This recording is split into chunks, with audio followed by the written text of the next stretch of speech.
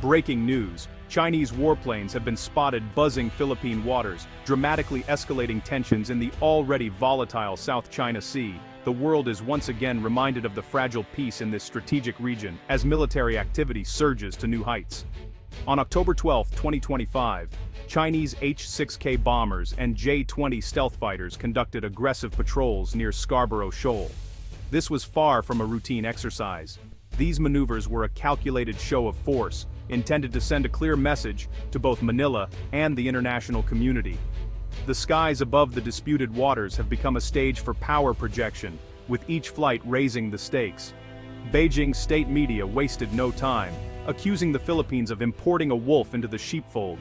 The phrase, repeated across headlines and broadcasts, was a sharp rebuke of Manila's growing security ties with the West, especially the United States and its allies. Chinese commentators warned that these alliances would only bring instability to the region. At official press conferences, Chinese officials claimed the Philippines is helping to build an Asia-Pacific NATO, a military bloc designed to contain China's rise. They painted Manila as a pawn in a much larger geopolitical chess game, suggesting that foreign influence is driving the current crisis and undermining regional autonomy. Years of mounting Chinese pressure have already led to dangerous confrontations at sea, including water cannon attacks on Philippine vessels. These incidents have become alarmingly frequent, putting civilian and military crews at risk, and raising fears of accidental escalation. Blockades by Chinese maritime militia have further tightened Beijing's grip, with fishing and supply boats often finding themselves surrounded or denied access to traditional fishing grounds. These tactics are designed to wear down resistance and assert dominance without open warfare. All of these actions are part of a sophisticated gray zone campaign, a blend of intimidation, coercion, and incremental advances, aimed at asserting control over the South China Sea while stopping short of outright conflict.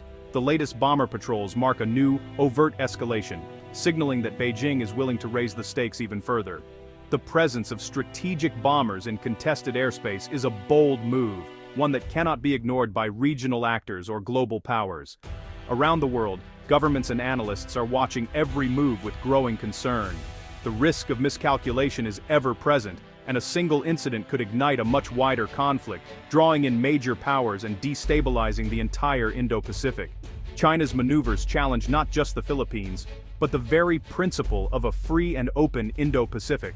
Freedom of navigation operations by other nations are increasingly met with aggressive responses, raising the specter of direct confrontation at sea. The stakes could not be higher. Peace and stability in one of the world's most critical waterways, through which trillions of dollars in trade flow every year, hang in the balance. Any disruption here would have global economic and security repercussions. The international community is now scrutinizing every flight, every naval movement, and every diplomatic statement. Calls for restraint echo in the halls of the United Nations, but the situation remains tense and unpredictable. Manila and its allies, including the United States and other regional partners, now face a direct test of resolve. Joint military drills and high-level strategy meetings underscore the seriousness of the threat and the determination to defend international norms. The region stands on a knife's edge, with global consequences hanging in the balance. As tensions mount, the world waits anxiously, hoping that diplomacy can prevail before the next spark ignites a firestorm.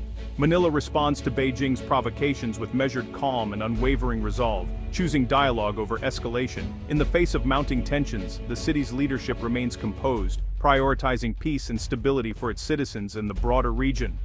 Philippine officials firmly reject China's accusations, clarifying that their efforts to build international partnerships are rooted in the nation's right to self-defense and security. These actions are not meant to provoke conflict, but to ensure the safety and prosperity of the Filipino people. President Marcos Jr. consistently reiterates that the Philippines seeks friendship and cooperation with all nations, but never at the expense of its sovereignty or territorial integrity. He emphasizes that respect and mutual understanding are the foundation of lasting peace. Alliances, according to Manila, are about promoting regional stability and collective security. They are not about choosing sides in a rivalry, but about deterring aggression, encouraging dialogue, and fostering diplomatic solutions to complex challenges. Manila grounds its actions firmly within the framework of international law, frequently referencing the landmark 2016 Arbitral Tribunal ruling. This legal foundation strengthens the Philippines' position and underscores its commitment to a rules-based order. Partnerships with the United States, Japan, and Australia are strictly defensive in nature. These collaborations are designed to enhance the Philippines' ability to protect its territory and people, not to threaten or intimidate others. The government repeatedly stresses its independence, making strategic decisions based on national interests. Every move is calculated to safeguard the Filipino people and uphold the nation's territorial integrity. Engaging with allies and strengthening defense ties is not just a policy choice, it is a constitutional duty, essential for protecting the state and ensuring the nation's long-term security. This principled and measured stance stands in stark contrast to Beijing's aggressive rhetoric and confrontational approach, highlighting Manila's commitment to peace. Through these actions, the Philippines positions itself as a steadfast defender of regional stability, determined to uphold peace, security, and cooperation in Southeast Asia. At the core of these crucial international partnerships lies the Visiting Forces Agreement, or VFA, a foundational document that shapes how foreign military forces operate within the Philippines. A VFA sets out the legal framework and rules for foreign troops stationed or visiting the Philippines. It enables a wide range of activities, from joint military exercises and training to humanitarian missions and disaster relief operations, ensuring that both sides can work together efficiently and lawfully. The U.S.-Philippines VFA, which has been in place for decades, clarifies important issues like legal jurisdiction over personnel, the import and export of military equipment, and the rights and privileges of visiting troops.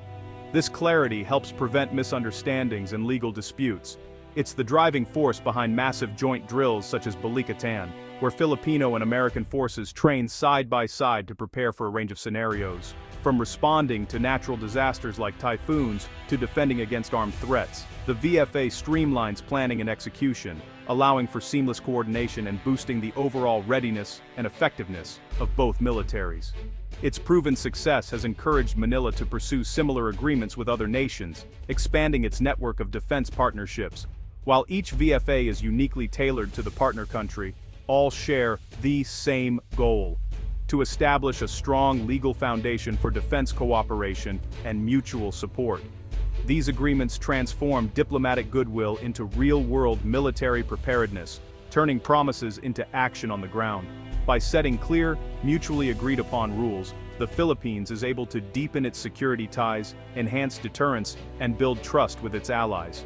Ultimately, the VFA stands as the backbone of practical, on-the-ground collaboration, making international defense cooperation not just possible, but effective and enduring. The Philippines is weaving a robust network of security partnerships across the Indo-Pacific. Australia's SOVFA enables large-scale joint drills. Japan is finalizing its first reciprocal access agreement in Southeast Asia. New Zealand, South Korea, and India are also strengthening military ties. From training to modernization, these bilateral agreements create a layered, flexible security architecture, not a single block but interconnected relationships. This diversification reduces dependence on any one ally and broadens the coalition for peace. Canada, France, and the UK are seeking similar pacts, signaling global concern for South China Sea stability. The expanding network shows the region's security is a worldwide priority. Each partnership adds unique strengths to the collective defense. The Philippines is now a hub for international security cooperation. China warns of an Asia-Pacific NATO, claiming the Philippines' alliances are meant to encircle and contain it. But unlike NATO's collective defense, these are bilateral agreements. No automatic military response is required. They focus on cooperation, not a unified command. The Japan-Philippines RAA, for example, allows joint training but no mutual defense obligation. China's real concern: growing interoperability among U.S. allies creates a de facto coalition. Shared training, equipment, and intelligence raise the cost of Chinese aggression. This web of partnerships deters conflict without a formal alliance. Beijing fears a rapid, united response if it acts aggressively. European powers, UK, France, Germany, are seeking defense ties with Manila, despite the distance. Their economies depend on secure shipping lanes through the South China Sea. Any disruption would hit their trade hard, making regional stability a direct interest. VFAs with the Philippines would enable European navies to operate more effectively in the Indo-Pacific. For France and the UK, With Pacific territories and historic ties, this is a natural extension of policy. Joint exercises and port access strengthen both sides. For Manila, it means more advanced partners and a louder international call for rule of law. These agreements reinforce global commitment to peace in the region. Defense pacts like the VFA are practical tools for real-world readiness. They enable complex joint exercises, live-fire drills, amphibious landings, urban warfare, building trust and interoperability. Agreements allow pre-positioning of equipment and supplies, slashing response times in crises.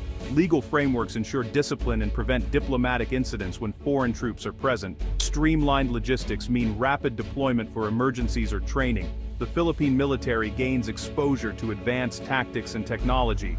Partners learn to operate in Southeast Asia's unique environment.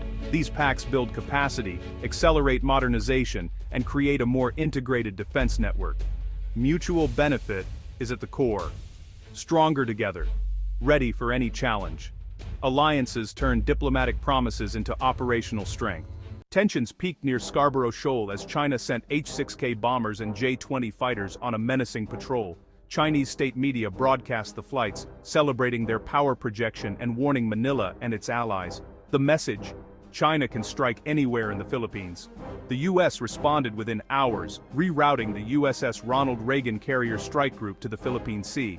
American FA-18s launched flight operations, signaling alliance commitment. The rapid deployment underscored the practical value of defense pacts. The carrier's presence stabilized the situation, showing China its actions would not go unanswered. The incident tested the alliance network in real time. China's show of force met a credible united response. Partnerships proved their worth in deterring escalation.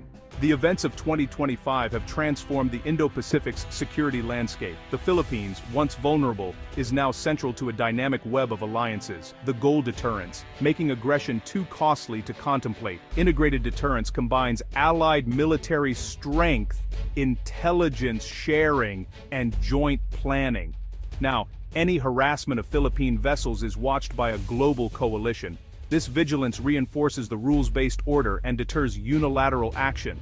Alliances aim to preserve peace, not provoke war. A stronger Philippines negotiates from confidence, not fear. Regional stability is vital for global prosperity, as trillions in trade pass through these waters. The Philippine model may inspire others, weaving a broader security fabric across Southeast Asia. The rising alliance is a determined effort to make peace the only rational choice.